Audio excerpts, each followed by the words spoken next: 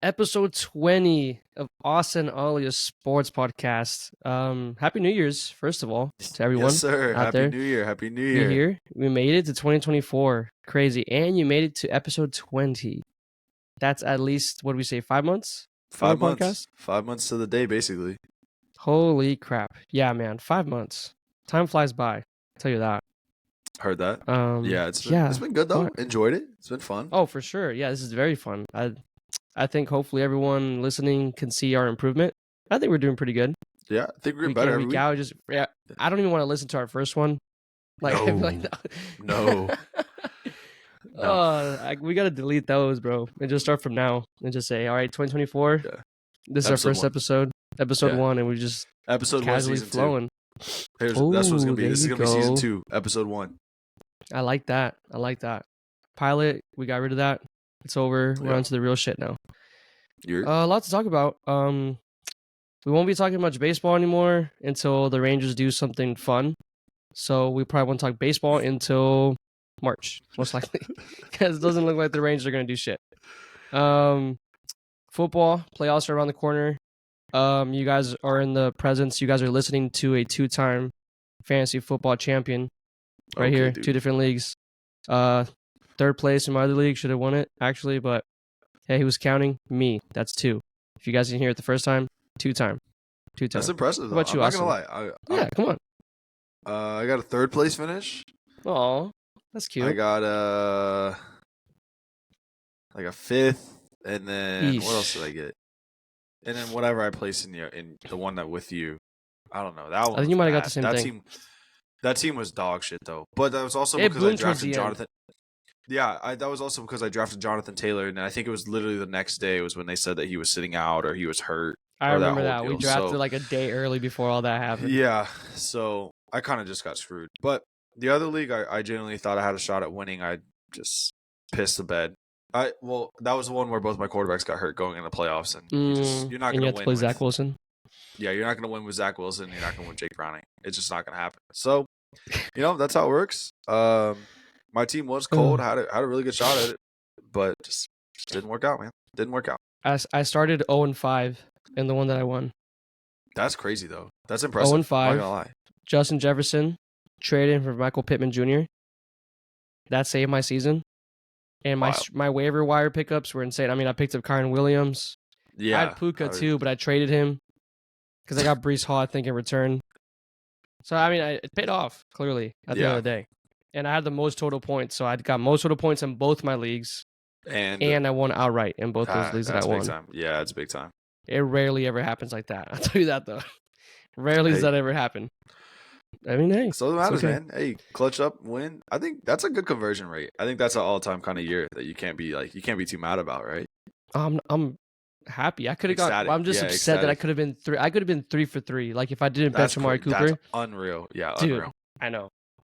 Anyways, I think we got some sports to talk about. Some big college football games happened on Monday. Those were good. I'm excited for that. AU's back for a little bit. And Cowboys football and NFL playoffs. Yeah, exactly. It's almost over. But yeah, we're getting to the dirty work here now in the NFL. So let's get into we get into the Cowboys. So currently sitting 11-5. Clinched. We clinched a playoff spot a couple weeks ago, which is cool. Yes. But just had a controversial win over the also 11-5. This one. Yeah, controversial little win over the Detroit Lions at home. Win 20-19. I guess kind of before we get to the major talking point, we'll kind of just sum it up really quick. Dak Prescott, pretty good game. 345 yards, 2 tuds, 1 pick. Aside from that pick, I thought he was pretty okay most of the game.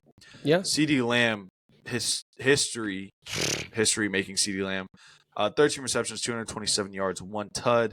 In this game, he ended up breaking the single season record for receptions by a Cowboy, the yards record for by a Cowboy, and he did it within 16 games. So there's nobody. There's no asterisks by it. Exactly. Yeah, no asterisks. He did that legit. Owns the record, and I think it's well deserved. I think this has kind of been his best season. Obviously, clearly, now he's only like 50 or so yards behind Tyreek Hill for the lead the lead in the entire NFL, which is pretty crazy. So, I mean, obviously Tyreek sat out a game or two, but still, no, it just kind of shows that CD's, like we've said all season, he's an upper echelon receiver in the NFL. And then the other person that I want to talk about really quickly is Jordan Lewis. Thought he had a great game in the slot at corner. 6 tackles, big interception. Kind of felt like it was. I think it was. They said it was last year where he almost suffered a career-ending injury against the Detroit Lions. To see him kind of come back like he did this year, and on Saturday just kind of ball out and really show, like, you know, before he got hurt, before Trey Diggs was big and Deron Bland was big, he was part of a draft class that had some pretty good talent at corner with him. I think it was Chidobe Awuzie. So he's made big plays in the slot, and I think that I think it just shows why we have him and why we've kind of kept him around as a locker room presence and kind of been a pretty decent contributor to our defense. So I like that. But before we get into kind of the big thing, do you have any players you want to shout out that you think had a good game or was worth mentioning? Oh yeah, D-Law, man. D-Law had, I think quietly he's been pretty, I mean, just he's been there all season, nothing too crazy, but I think this game definitely was a standout game that everybody was like, oh shit, okay, DeMarcus Lawrence. His run stopping defense was amazing. Had a couple of tackles for loss. I think a sack, right? Maybe. Yeah, it's something. He was in the backfield a lot for sure. Yeah, he looked good, man. He looked good, and I'm glad that people, or even me, that took this long to, you know. I mean, you gotta forget with you have Micah and all these other guys, and he's just been there consistently, and he definitely was there this weekend. I'm glad to see him back. No, I agree. I think the defensive line as a whole had a really good game. I felt like they held he Montgomery played well. And Gibbs to I don't even know what. Yeah. I think Gibbs had less than 40 yards or less than 50 yards. It was pretty minor. It felt like Micah was also just generating pressure. I don't even think Micah had a sack, or maybe he had 1 sack, but he was just like it just felt like we were just getting pressure on Jared Goff, and it felt like it just consistently throughout the entire game. You know, they were making the offensive line of the Detroit Lions just hell. But basically, kind of getting into the big talking point. Going down the field, Cowboys end up having the ball pretty close to the 2-minute warning, end up giving it back. Would we kick a field goal or something like that? We kicked a field goal. Yeah, kicked a field goal. It kind of was like another bad clock management kind of deal by Mike McCarthy. Yeah, we kept throwing the ball for some reason. Yeah, it's kind of happened just run the clock down. Oh gosh. Yeah, which I guess looking back on it, Dak said that was on him. He was the one that was kind of trying to throw the ball, just kind of getting a little greedy. The first big mistake comes just before the 2-minute warning. The refs call an illegal tripping on Peyton Hendershot that basically would have iced the game. It ended up being a 15-yard penalty, pushing him behind the chains, but just basically making ended up being a 30-yard difference on what we should have had versus what we got. Looking back in the film, Aiden Henderson, which is the defensive end for the Detroit Lions, is actually the one that does the tripping, and therefore it was just a blown call. You know, run a play. But honestly, if that call happens, Cowboys probably ice the game. They're able to hold on to the ball, run the clock out. It gets them a first down. The Lions at that point have no timeouts. So yeah, that was just the first missed call of significant importance that needs to be talked about. But the one that really has dominated the headlines was Detroit ends up scoring a touchdown with, 20-something seconds to go, maybe 30 seconds to go. Nothing crazy. Puts them down 19-20. Ollie, you and I were sitting watching the game together, and we can kind of just tell by like the look in Dan Campbell's eyes that like he was going for it no matter what. And I think we turned to each other, we said like he's about to go for it. You can just tell. Ends up going for 2.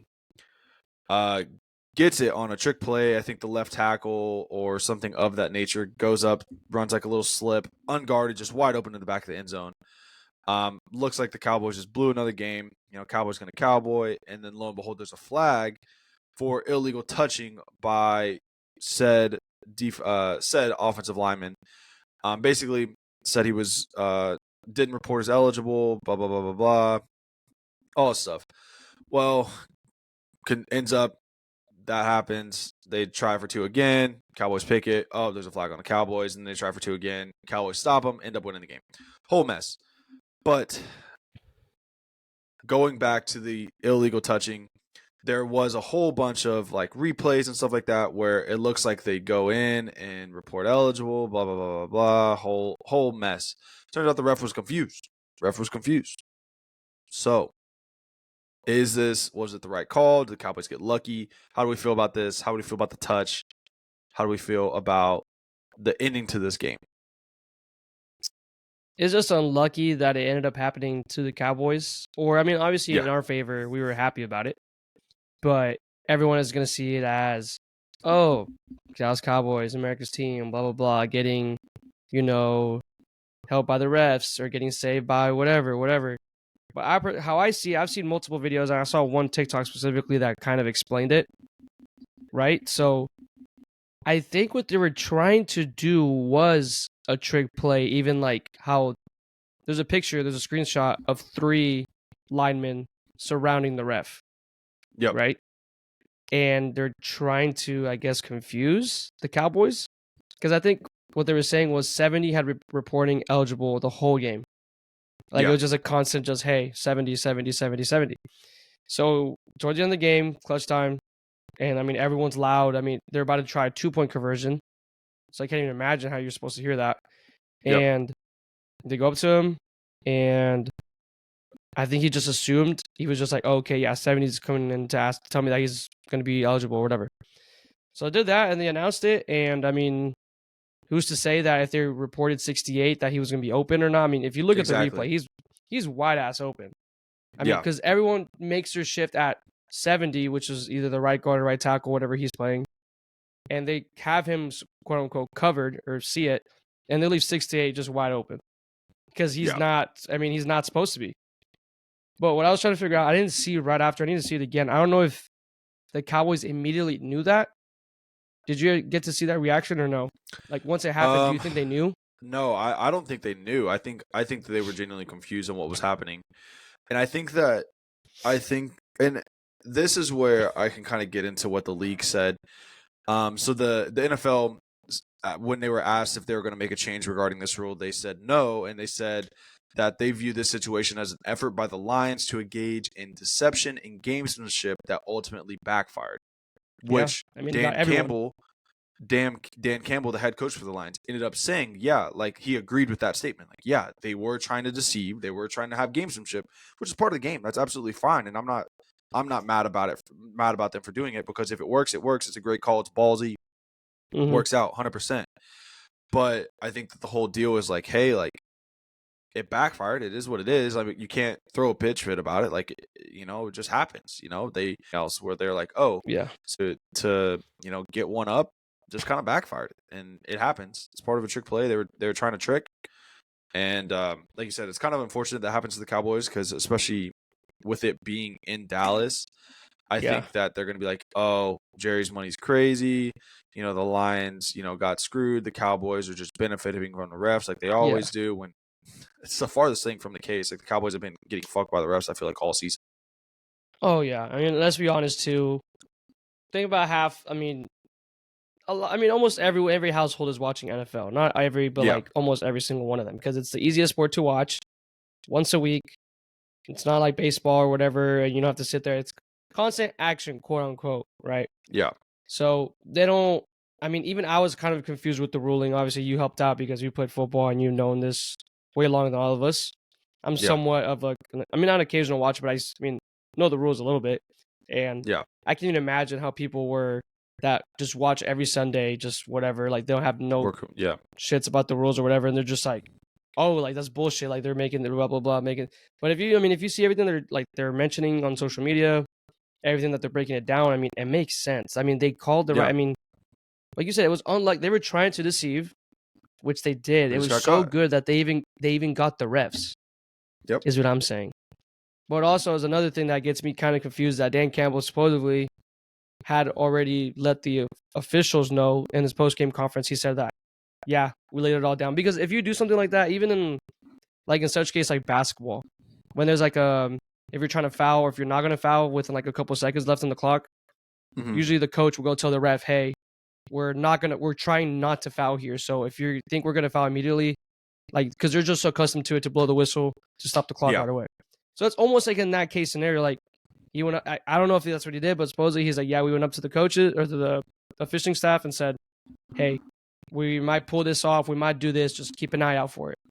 I don't know if he did or didn't, but at the end of the day, the refs just fucked up, clearly. Yeah, and I know that that's a conversation that is pretty typical to happen before football games. I remember, like, in college or high school, whenever we had trick plays on or we just had something, like, the ref would always come and talk to the coach pregame and just get, like, a gauge on, like, hey, is there anything that we need to look for specifically, blah, blah, blah. Yeah. And they always would designate, like, hey, like, yeah, we have one trick play in the book that we may run. Like, this is kind of a general breakdown of it. So in this situation, like, kind of be cognizant of it, which I believe that Dan Campbell, like, did his due diligence, talked to the ref about it. So I just think it's unlucky. You know, I think that's one of those things where you just have to understand that, like, you have to double check and be like, all right, like, was this reported correctly? Did everything go right before you run the play? And if none of that goes right, then that's when you check out of it. You call a timeout, or I guess they didn't have a timeout to call, but I was like, I didn't think they had timeouts either way. Yeah, they take the delay game, they just kick the extra point, and they move on and go to OT.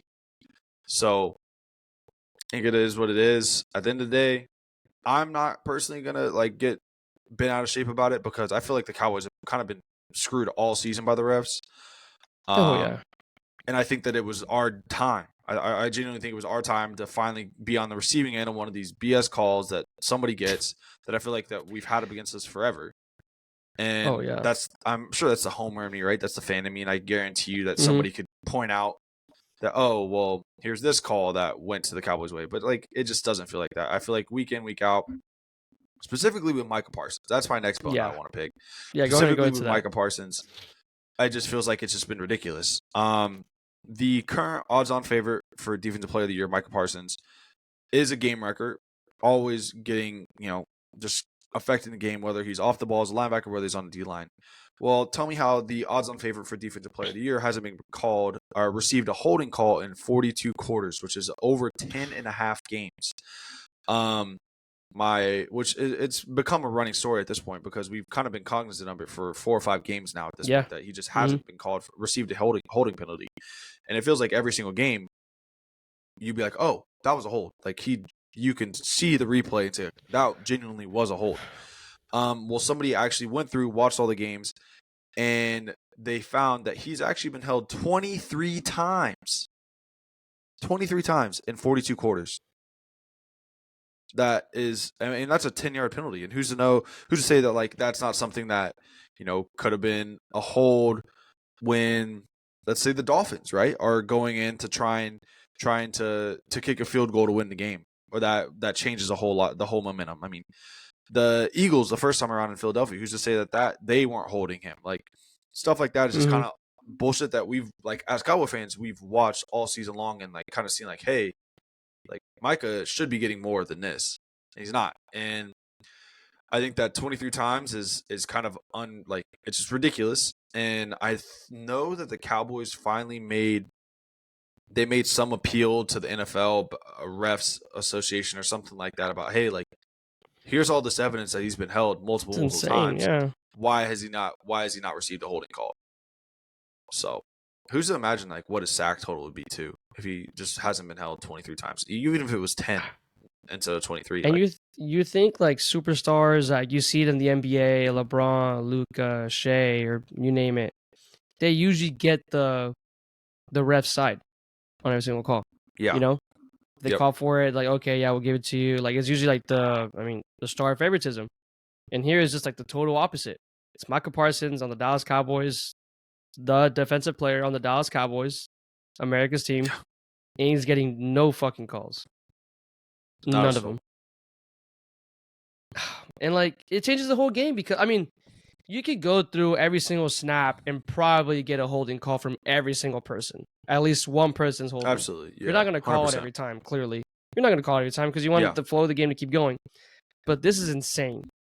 Almost, what was it, 10 and a half games? Yeah, almost 10 and a half games where there's no holding call against them, and you can count 23 times at least in the 42 quarters. It's just That's happened. it's just it's unrealistic, and they're gonna keep doing it. They're gonna keep doing it. Like the offensive line's gonna keep doing it until they get caught. Yeah, and they're not gonna get caught, and that's the problem. And it's, I don't know. I'm just gonna go back. That's the star on the helmet, baby. I mean, it is what it is, I suppose. This is crazy though, man. Fuck. Yeah, it's unreal, and it's just frustrating. Like I mean, you can see it in his face too. Like he's frustrated because he's coming off the field like getting just manhandled by two people at a time, or like because he's getting double teamed every play, triple teamed occasionally throughout games too, and just to be held like that is just absolutely ridiculous. So yeah, and if you like you said the sack stuff too, like if people are looking at it and go, oh, but Micah isn't doing so and so in numbers, it's like he can't get to the man. They won't let him. Yeah, they're genuinely illegally they're making him. They're cheating. Yes, they're cheating. They're cheating. Like, and props to him because if you see him, he really doesn't flop. I don't know if you can flop on a hold. You can probably sell a little bit more, but he's trying so hard to just push through the hold. But at some point, you just can't. Like, there's a reason why you're not allowed to do it. Yeah, and like right now he has 13 sacks on the season. Who's to say that 5 of those holds don't end up in a sack? And he's sitting at 18 easily. And now his defensive player of the year is just like that much more solidified. So I don't know, man. It sucks, and you kind of feel for it. I don't know. If you're not a Cowboys fan and you're listening to the podcast, which I mean, thanks, I guess, because we kind of talk a lot of Cowboys on here. But like, just be on the lookout for it next time you watch a Cowboys game, because as a neutral, genuinely you can count. I mean, the stats say it, like 2 times a game you can see a blatant holding call on Micah Parsons, and they're just not being picked up. So I don't know, man. Definitely frustrating. The refs just kind of been in the hot seat, the topic of discussion all week, I guess. So I have one more little piece of Cowboys news. They brought back Lyle Collins on a practice squad deal. He played a good amount of right tackle for us. I don't remember when he first came. Maybe 2016 is when he was drafted, and then he was with the Cowboys, I think, I'm going to say up until 2021 or 2022, when he signed a pretty big deal to go play for the Bengals as a right tackle, and kind of didn't work out, kind of bounced around the league since then, but brought him back, which I think is good. I like he obviously had the best years of his career, got a $50 or $60 million deal, and was good enough to do that as a Cowboy. So, back in the locker room that he knows, with people that he played with, coaches that he knows.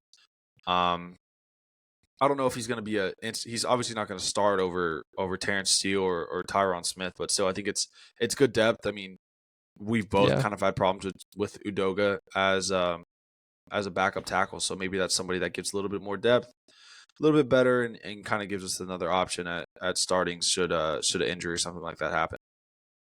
Well, yeah, with I know Tyler Smith is going through that plantar fasciitis. He tore that or whatever. There you go. Yeah, I thank God you said that, because I was about to try to say that word, and I don't know what's going to come out of my mouth. But I know Tony Pollard had that injury 2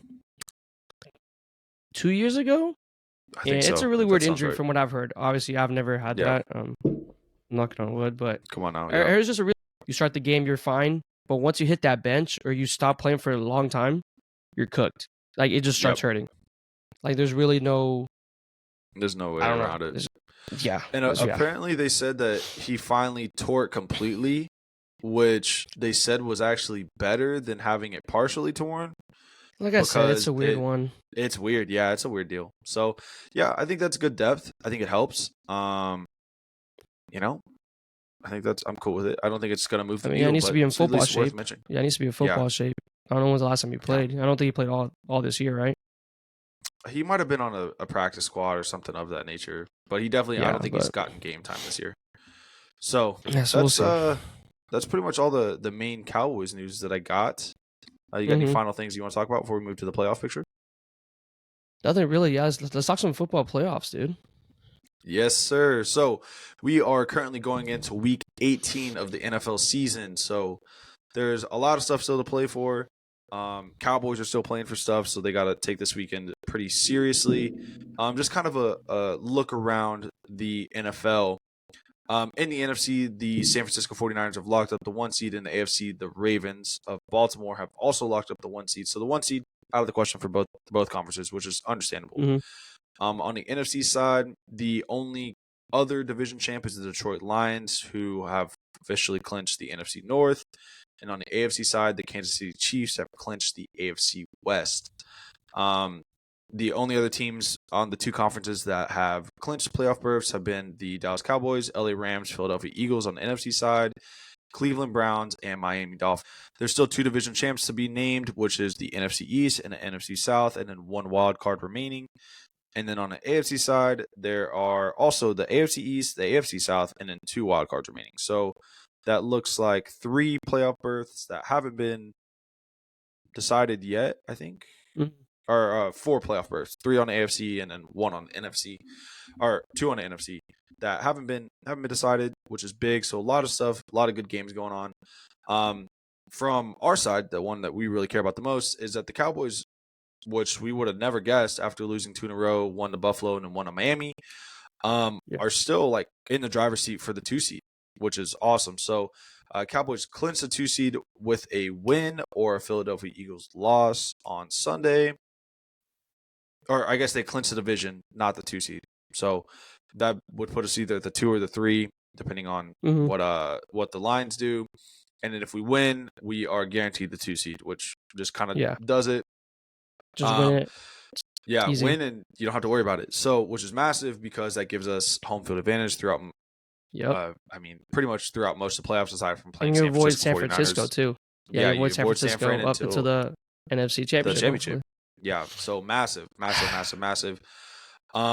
So who are on the NFC side?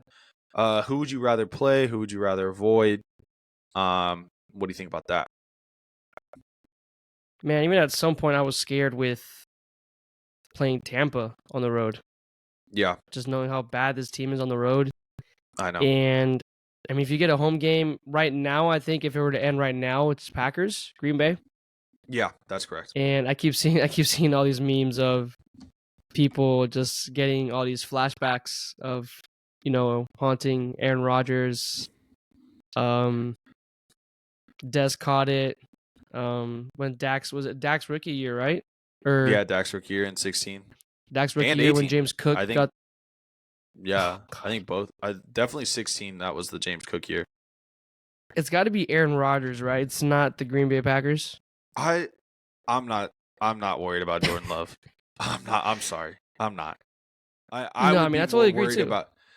I would be more worried about Seattle stealing the 7th seed than I am about Green Bay stealing the 7th seed. The Rams. How do you feel about the Rams? I think they're hot we already right played now. Them. Yeah, I think they're hot right now. We did play. Yeah, we played them early in the year. I think they're a better team them. Since the bye week. I want to say since the bye week, they were like 6-1 at one point or something of that nature, something crazy. Yeah. Yeah. Matthew Stafford. I don't think did we play Cooper Kupp? Was he healthy? No, he was hurt. Okay. So since November 5th, which is their first game, I guess the week after us, they have lost 2 and won 6. So they're 6-2 in their last 8 games, which was since the bye week. So that just kind of shows like that's a team that's hot. I mean, yes, their last 3 games have come against the Giants, which the Giants aren't very good, and they won by 1.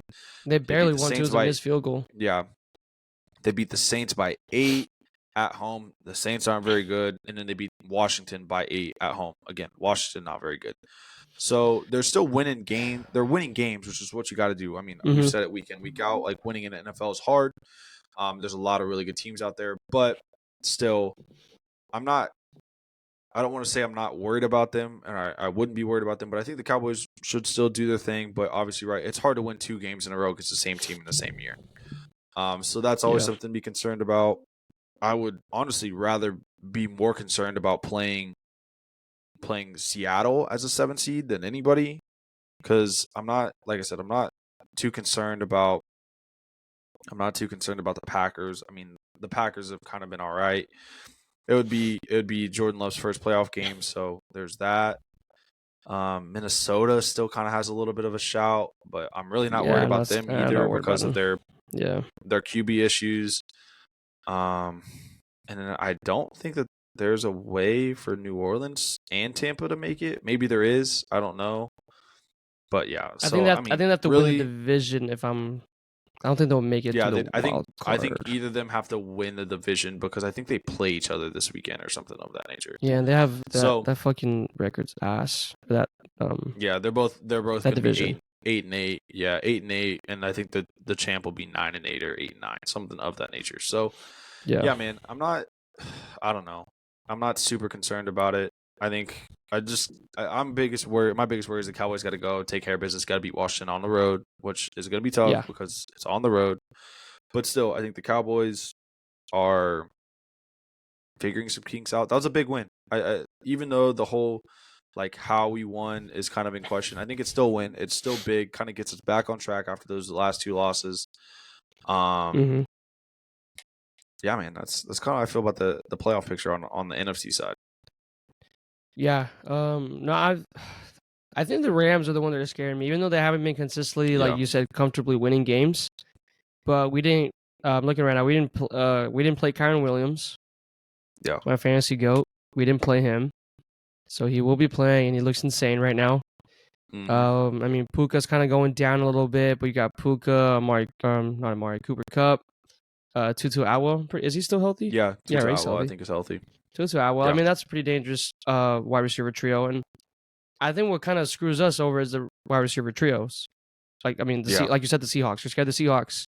You saw what they did to us with all their receivers too. They got 3 receivers.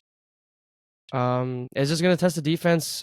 But are you just quick with the Cowboys? Are you concerned with our offensive struggles recently or no? I think that it's more of an issue on being solely going through one player, which we should. I think CD's the guy. But I think that it's also that we're not a balanced team right now. We're pretty much solely relying on Dak to win games. Yeah. And it's kind of been like that most of the season. Tony Pollard just hasn't really done shit. And I think part of that is the offensive line. They're not giving him the room to run. But also it's partly on McCarthy too, because they're not committing to the run early and often. So I think that it's a little bit of everything. I think that whether people want to admit it or not, I think that ultimately play calling and stuff like that changes in high leverage situations, which that's what the playoffs are, right? And so I think that in higher leverage situation, plays are going to be called differently. Scheme's going to be different. They're going to say hey, we're going to do whatever it takes to win. And it's not you lose one game. It's not really the end of the world. You're not, it sucks, but it's going to be, yeah. You know what I mean? So I think that I would be more concerned if we go and flop. But I think that this Cowboys offense has kind of still shown all season that they have the ability to go and score. They just got to do it. And what better time than on the road against Washington to kind of put a stamp on the NFL and say, hey, we're still here. We still got this offense rolling. We can still do what we want to do. So there's that. I think I'd be more concerned about clock management by Mike McCarthy and Dak than anything. But I think general concern about the offense, it's not really there. Okay, yeah. And you want to play home. I mean, we've said it. I didn't think we had a shot at the 2 seed. I thought we fucked it up losing to. I mean, think about it. You don't lose to Arizona. You're fighting for the number 1 seed. I'm pretty sure, right? Yeah, which we still wouldn't have gotten it because of the Niners beat us. Yeah, but but still, there's so many games that could have gone something different. Fight us more. Yeah, exactly. That one. The Dolphins game too. If our defense could have clutched up. There's a lot of stuff. And like you said, I don't think we've seen both the offense or defense click just yet. No. And once again, props to Dak. Like you said, we've been throwing the ball a lot more because we have no run game. And it used to be for the longest that Dak was, or the Cowboys did better when when we ran the ball more than Dak threw the ball. Yep. That was just how, it used to be like that. I was like, dude, Dak, you can't have the game be in Dak's hands. You just couldn't do it. And now he's proven this year, it's hey, yeah, we have no run offense, but hey, I'm going to sling it. And I think what's going to end up screwing us up, last thing on the Cowboys is, you see what CD can do. If you see some bullshit again like you did against the Dolphins and you don't give him the ball for 2 quarters, I don't even know what to say to that. It's just, you have the guy. You have a top 3 wide receiver in the NFL. Yeah. Use him. Please. Use him. Please. Yeah. Please. I agree. Last thing that I got on the NFL as a whole is, okay, so we've played through 17 weeks. I'm kind of putting you on the spot here, but who are your current favorites to either, 1, go to the AFC NFC Championship, and then 2, win the Super Bowl as a whole?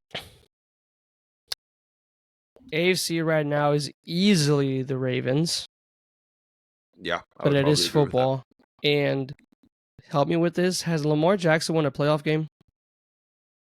Yes. Did he? I think he has. Win one at least? I think he's only won one. Has to be one. Has to be one, yeah.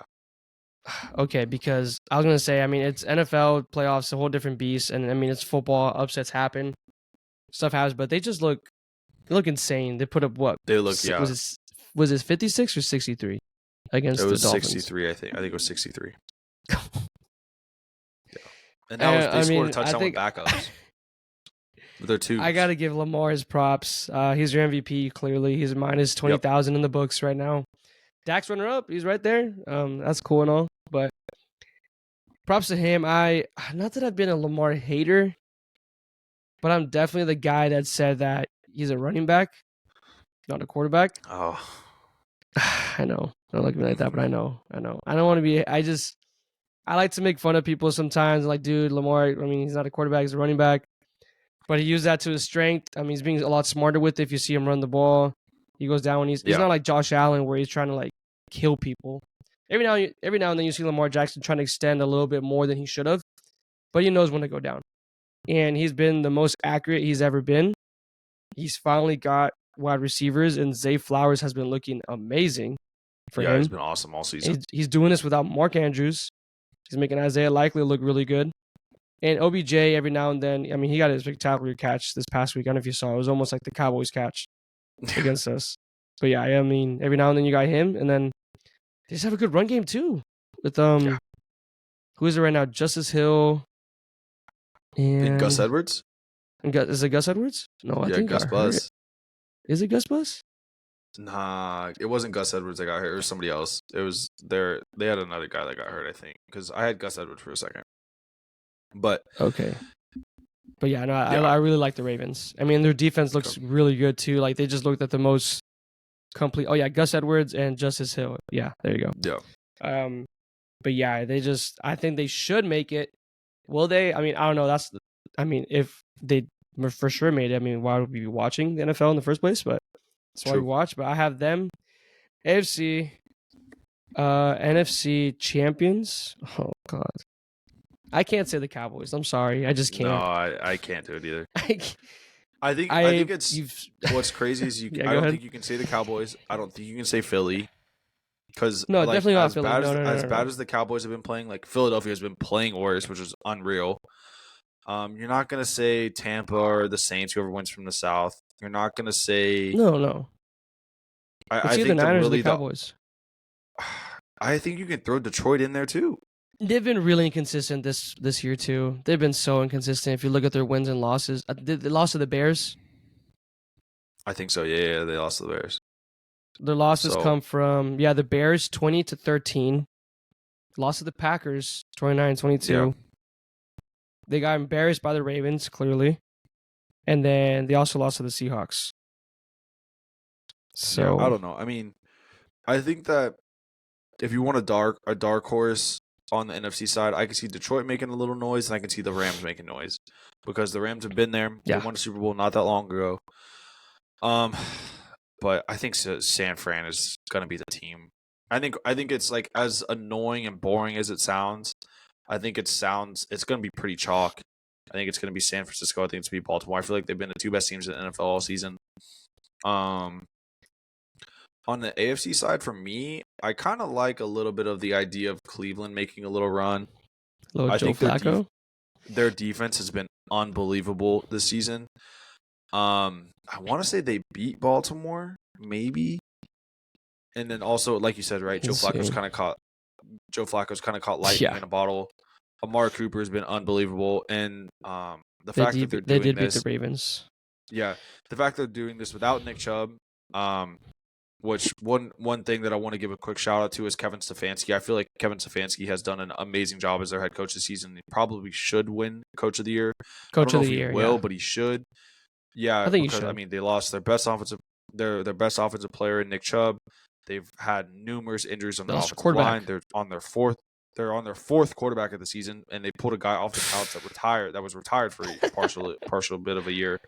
And to go and win 11 games and currently sitting at, they'll be the 5 seed in the AFC, is just absolutely unbelievable. So I think the Browns deserve every little bit of shout out that they should get, because I think that they've been great this season. If I were to pick like an AFC Championship game, I think it's going to be Baltimore and Buffalo, though. I think that this is the year that Josh Allen, if Buffalo? They can get in. Yeah, if they can get in, I like Buffalo. I think that Josh Allen has they've been pretty hot recently with their new OC. Yeah, we saw kind of what they did against the Cowboys. Maybe this is the year that they kind of figure it out in a big situation. I mean, I don't know, but I don't know if I can trust Miami. Truthfully, I know they beat the Cowboys, but I still don't think that they beat another a ton inconsistent team. Yeah, I don't think they've been consistent enough to do it. They present a lot of matchup challenges, but I still don't know. I don't think that Miami's going to be the team. So I think it's going to be Baltimore and probably Buffalo in the championship. Baltimore winning that. I'm going to go San Fran and Detroit. San Fran winning that, and I got Buffalo or Baltimore winning the whole thing. I think Baltimore's been that team this year. They've been unbelievable. That'd be insane. I'd love that for Lamar. As much as I air quote hate on him, I think it's just funny to just fool around with people calling him a running back, and I think he just needs to prove it to me. I mean, but dude, 2 MVPs in I think 4 years for him. Yeah, as a starter, he's unbelievable. He's been so good. Yeah, he just needs to stay healthy. I think that this, and they're like, I don't think they're really not even doing it like with a ton of fanfare. Like, I feel like it's been quiet, and they were just doing their thing, like just stacking wins. And I think that their defense is playing well. I think as a team, like Lamar's the MVP. Like, whenever you need him to make a play, he's gonna make a play. So yeah, I like Buffalo. And then still, when it comes to the 49ers, McCaffrey's kind of banged up right now. Purdy, you see what happens when you force Brock Purdy to kind of be the guy. It doesn't work out. Yeah. I think it was not this week, but the week before he threw 4 picks. So yeah, man, I like Baltimore. Baltimore's my heading into Week 18 Super Bowl champ. We'll see next week when everything boils down and we finally have the teams and we can make a bracket and see who makes it out. That'll be fun. I like the idea. I like it. Yeah. Any final thoughts on the NFL or anything like that? We got 2 more topics that we got to hit pretty quickly and then get out of here. Yeah. Nah, man, let's just do it. Hopefully the Cowboys win 2 seed and then NFC Championship. I just want to see one. That'd be cool, right? Yeah, that'd be nice, right? Yeah, cool. I'm kind of on the low expectations train right now because you talked to me 6 weeks ago. I'm a completely different man, but right now we might not. The Cowboys got me. The Cowboys got me, man. They did. I was confident. I think 2 podcasts ago, and I said, was it Miami? It was before the Buffalo game. It was before the Buffalo game. Was it the Buffalo game? And I said we were going to win. Yeah, before Buffalo, we were. Yeah, I was confident. I bet $50 on that game with my friend. Yeah, and I don't know what got into me. You guys have been listening to me for 20 podcasts, 20 episodes of me saying that I don't like being confident in my team. I can't. You saw it with the Rangers run. I was down every single time. I said, dude, I don't know, man. I don't know if we could do it. Too good to be true. I don't know. Too good to be true. And shit, we won the goddamn World Series. Yeah. So yeah, I'm gonna just keep doing that with the Cowboys. If I don't expect something, I won't be disappointed. I really won't. I heard that. So, see, I think I got you on the train too. So yeah, I don't think the Cowboys are gonna do anything, which is sad. It sucks. It's honestly kind of depressing, but it is what it is, man. But we can wrap up the depression train, I guess. Move on to something that's not necessarily as fun either. The Dallas Mavericks. Hey, but Kyrie's back. Kyrie's Yeah, what happened in the first game that Kyrie was back? Okay. We don't have to talk. I mean, Yeah, we have to talk about it, but we don't we have have to to talk talk about about it like that. So we're gonna quickly breeze through the Mavs. Not a ton to talk about here. We're sitting at 19 and 15. I think we're in the 6 seed, maybe, or 7 seed, something of that Let's nature. see. We're not in the 5 Damn. seed.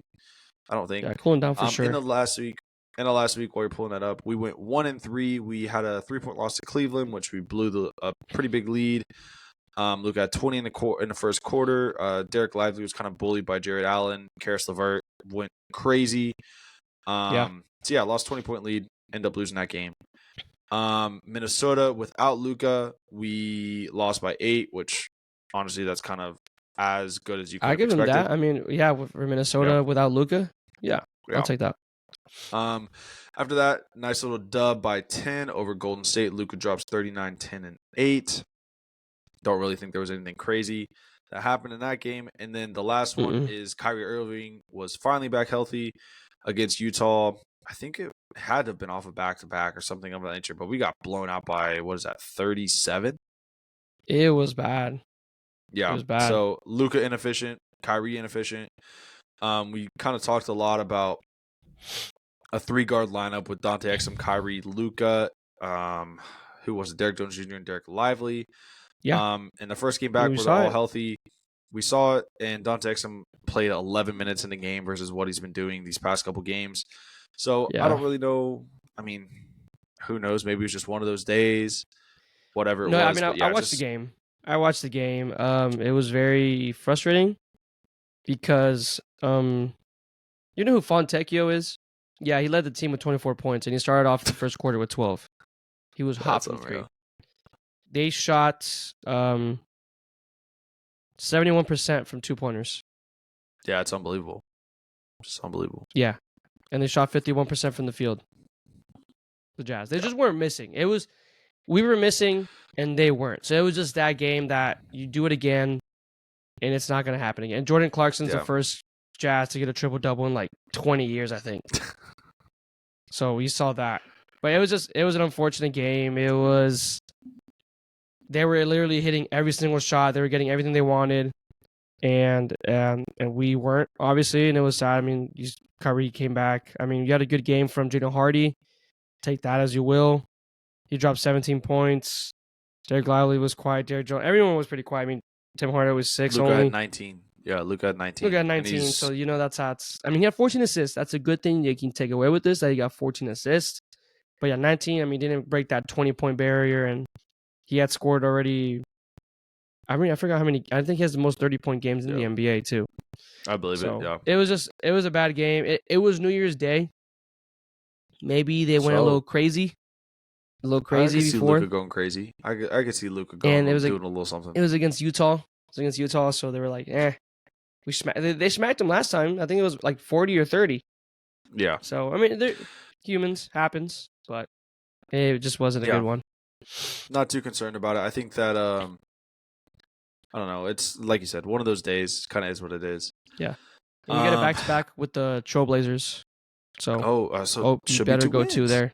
Should be 2 then you wins. get the Timberwolves and the Grizzlies and the Knicks and the Pelicans and the Pelicans and the Lakers and the Warriors and the Celtics and the Suns.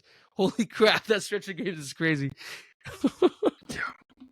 Got New Look Celtics with the OG coming in.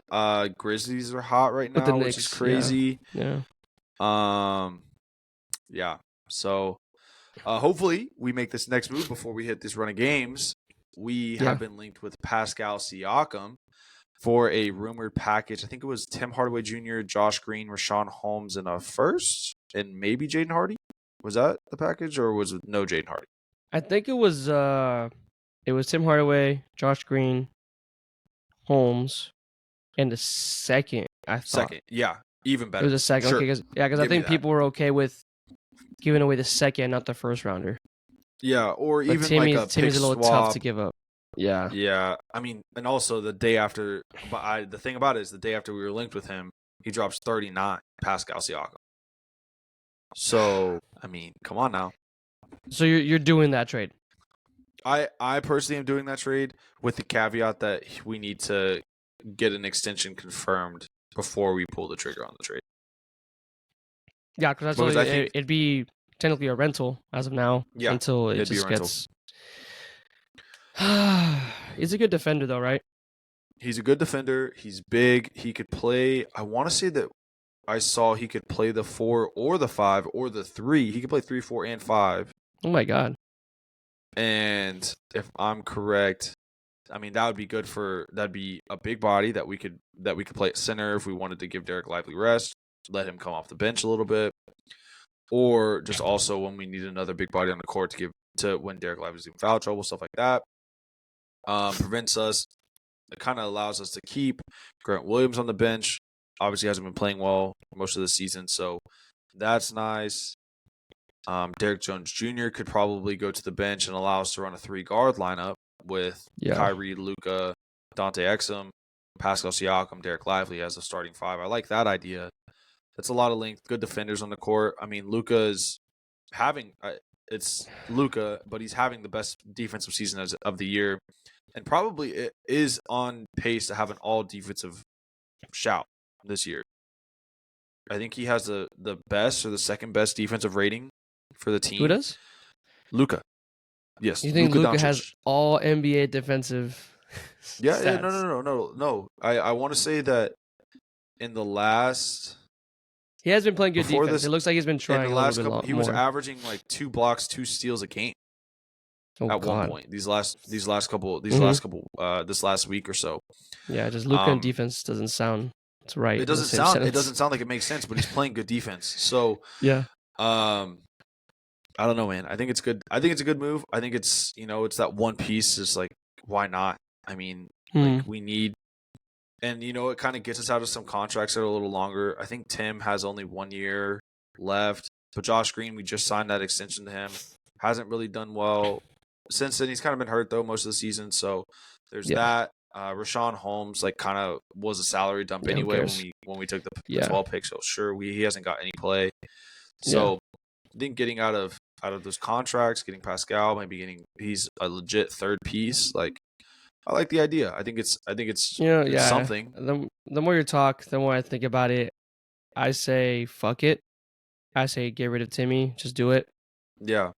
Let's do it. I mean, Pascal Siakam's a NBA champ, 2-time All-Star, 2-time All-NBA.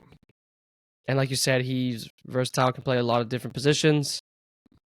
And I think you'll make up the scoring. I mean, Josh Green and Holmes. I mean, Holmes wasn't scoring for you. Josh Green occasionally gets you a good, 15. A really good night for him is I was thinking 12 or 15 is a really good night for him, but he's probably gonna get you 6, and you got him as a guy for running up and down the court and just playing hard defense, really. Yeah. So I mean, I can give away Josh Green pretty easily, and Tim Hardaway, I'm gonna miss his charges. He does, I think, almost lead the league in charges, but I think I'd take Pascal Siakam, and I think you can make up those points with. I don't even want to say Grant Williams. He's been pretty bad. Holy crap. It just opens up the floor. Jaden Hardy's Jaden Hardy. It might opening him for some more minutes for sure. Yeah, and I think that the one thing that you have to remember with Tim is that he, at the end of the day, he's a role player, and you have to sell role players when they're high, when their value's high. And I think this is as high as you can get with Tim. We saw what he was 2 years ago when we went to the West. I mean, I guess 2 years ago he was hurt, but we saw what he was last year. He was just pretty abysmal last year, I think. And this year he's been way better, significantly better. So I think that this is a time that somebody's going to believe in him as a piece. And why not? Yeah, why not Toronto? Why not Toronto right now?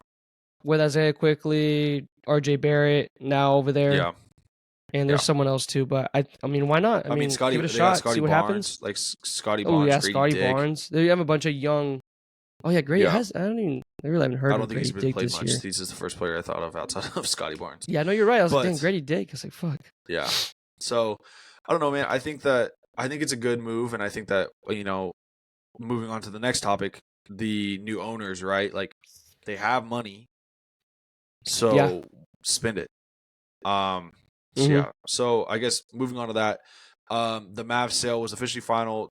I don't remember what. I think it was the Sands Corp or the lady that owns the Sands Corp, something of that nature. Yeah. To when talking to Cuban, Mark Cuban, they had basically said do what you got to do. Like, I want to win in regards to the luxury tax. Yeah. So basically, you can expect them to spend money and want to do that. I mean, they obviously have the money to be competitive, and so they're going to spend it. Whereas like Mark Cuban maybe was a little more frugal with some of his spending, some of his money. What do you think about the benefits of the sale? Are you for, I know with this, that this kind of opens up the idea of sports betting and casinos coming to Texas. In general, kind of what are your overall thoughts on the sale? And, you for it, against it, for the sports betting, against it, all that kind of fun stuff.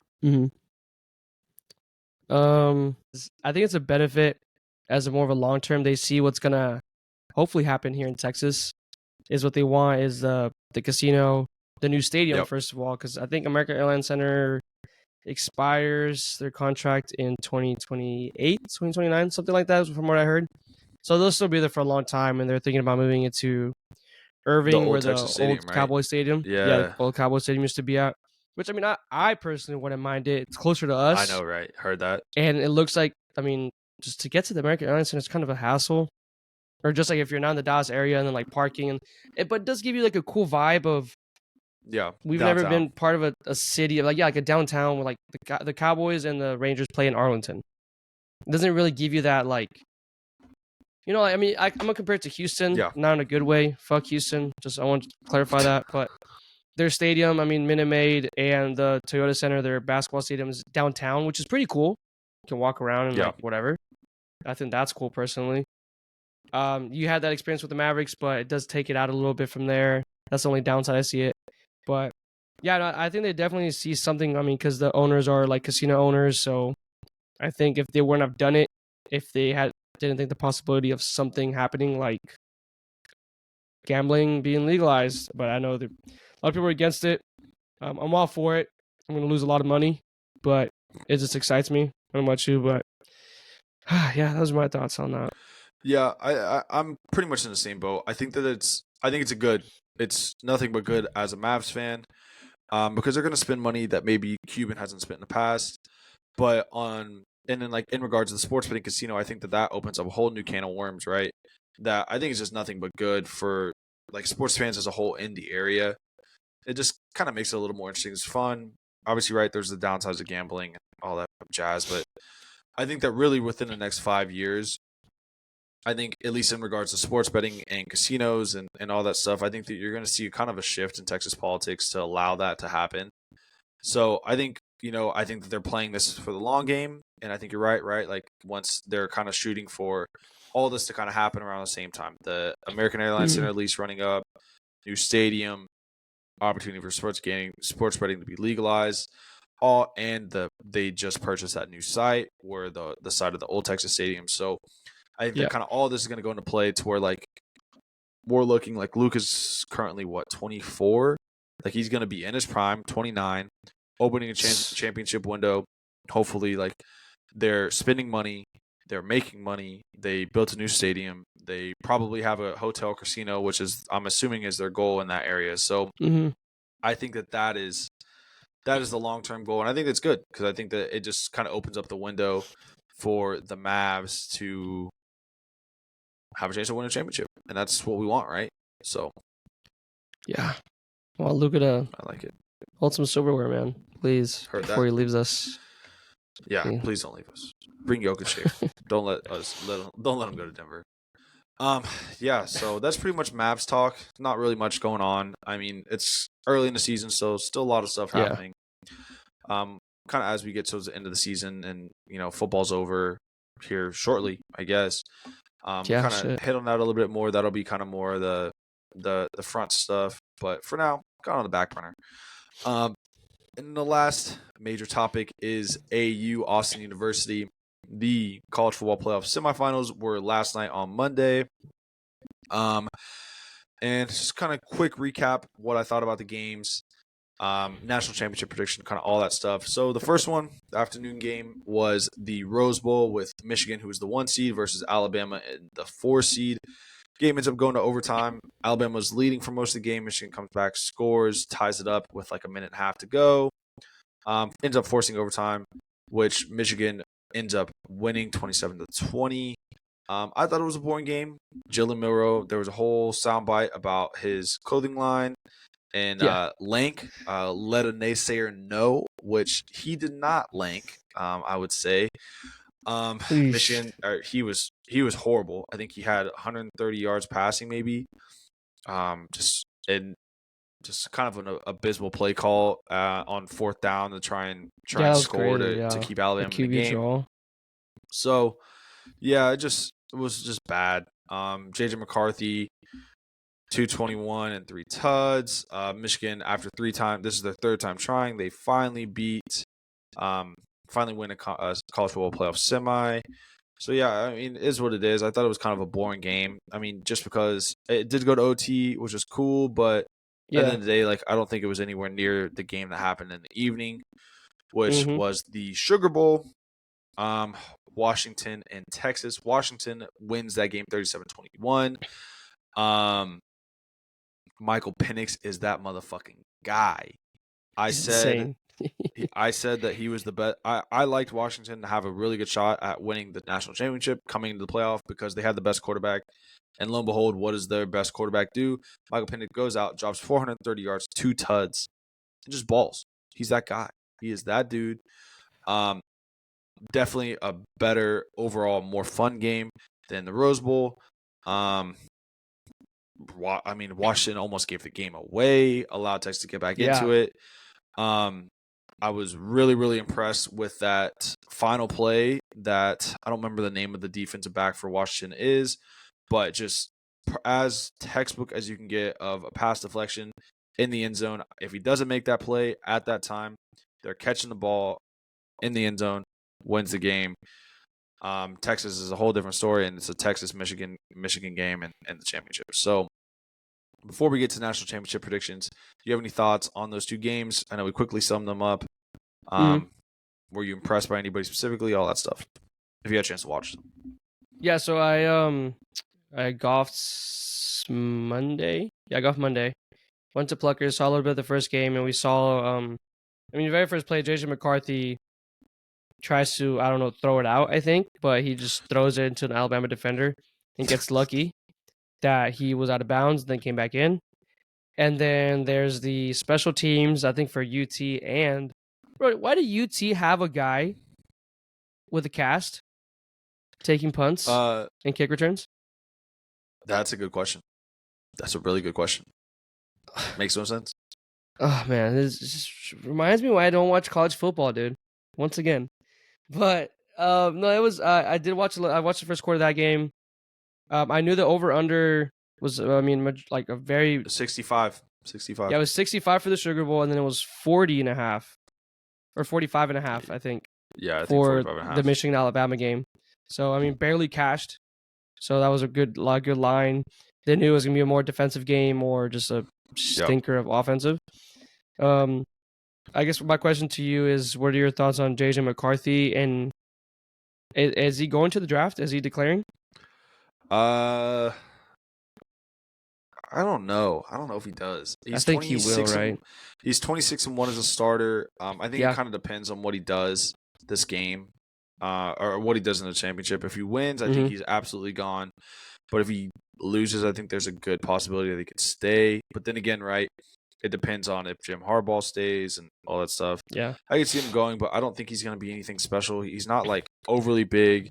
He's not – I mean, he wins. That's fine. But he also plays a dog shit schedule in the Big Ten, and Michigan is even more dog shit with their non-conference games.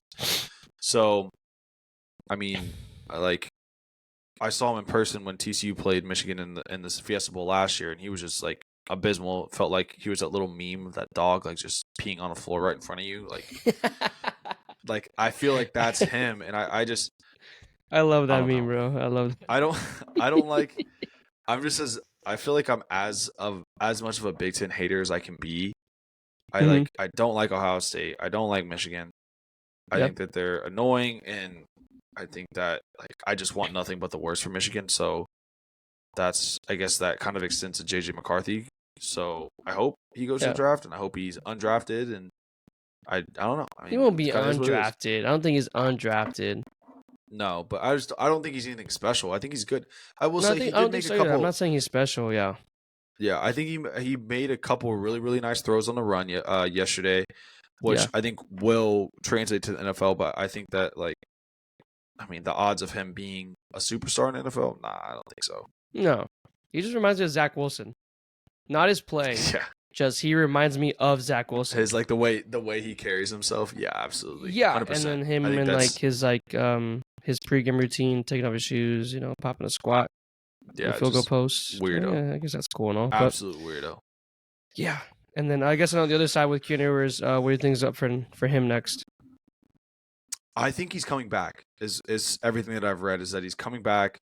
Wow. Okay. Which I think is a great. He's guarantee you. Don't think he's ready. A good amount of money.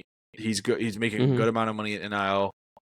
I think he's a good player. I really do. I watched a good amount of him at Texas, just being in the Big 12 and stuff like that. I think you're right though. I don't think he's ready for the NFL. And I mean, his first season starting, so last season at UT, it wasn't really very good. This year was definitely a step up. And I think that there was just some throws, especially you can kind of see it in clutch time yesterday, specifically on the last drive where there were just some throws that were just kind of errant or just necessarily weren't in the best place to give his team a chance to win. So I think that a season in the SEC against a little bit better competition on the defensive side of the ball will definitely do wonders, but he's got a lot of weapons right now. And I know that I think Xavier Worthy, which is one of his receivers, are leaving, if I'm correct. So, and I think AD Mitchell is going to be leaving too. So he's going to be losing some weapons. So it's kind of going to be on him next year to take a step, which I think he can. But yeah, I think that he's probably coming back if I were to guess. Okay. And then I got two more questions for you. Okay. How happy were you that UT lost? And on top of that, if it was UT Michigan, who would you have rooted for? If it was UT Michigan, I don't know. I probably would have rooted for Michigan, I guess. Because as a TCU fan, I wanted to hang my hat on the fact that in the 14 playoff era, TCU was the only team from Texas to win a playoff game and the only team in the Big 12 to win a playoff game. And so I wanted that to stay, which it did, thankfully. Okay. So that's pretty cool. Yeah, shit. Yeah, so obviously, right, Texas lost, so that didn't happen. So they still haven't won a playoff game. No other team in the Big 12 has won a playoff game. So it just shows TCU season last year was a little bit special. But I was extremely happy that Texas lost. I'm a pretty big Washington fan. I like Michael Penix. I've said that. I think they're a fun team. They're a good team. They've kind of weren't really talked about as much as I feel like they should have been all season. When they ended up playing Oregon again in the Pac-12 championship, they were the underdogs for no reason. I think they were 5-point dogs, which is crazy to think about going into as an undefeated team going into the championship against a team that they've already beat. So there's that. And then honestly, the Rose Bowl was a team of I wish they both could have lost. I didn't want anybody to win in that game, whether it was Michigan or Alabama. And I guess I'm just glad it was Michigan. I think if I had to pick. Yeah, I'm glad it was Michigan because Alabama. I think that's probably fair because I think that Washington has a better shot at beating Michigan than they do at beating Alabama, which again was kind of how I felt about TCU last year when it came to Ohio State and Georgia, because I felt like if TCU played Ohio State, who's to say that they don't beat Ohio State? But obviously we saw what happened when they played Georgia. So what happened again? We're not gonna talk about this last year. Okay. That's okay. That's all I got. Who you got winning the Natty? Yeah, Natty. I got Washington beating Michigan 31-21. I think Michael Penix is that guy. Like I said, we'll see. With a chip on his shoulder, I think. We'll see how it goes when they play. Washington plays a team that is has a really stout defense that can run the ball. I mean, Texas has a lot of athletes, a lot of really, really good players, highly recruited players. Especially they have a ton of athletes at receiver and tight end and quarterback and running back and offensive line and all that stuff. But Michigan's, I think, also a kind of a different beast that they don't really see in regards to the Pac-12 teams. So I think it's going to be an interesting matchup, but I think I still have Michigan losing 31-21, so Washington winning. Like I said, I think Michael Penix is the best quarterback in the playoff, and I think that he's going to show why he was in the Heisman conversation and JJ McCarthy was not. So that's my thoughts. Yeah, I'll be rooting for Washington too. So you're telling me that line's 4.5 right now?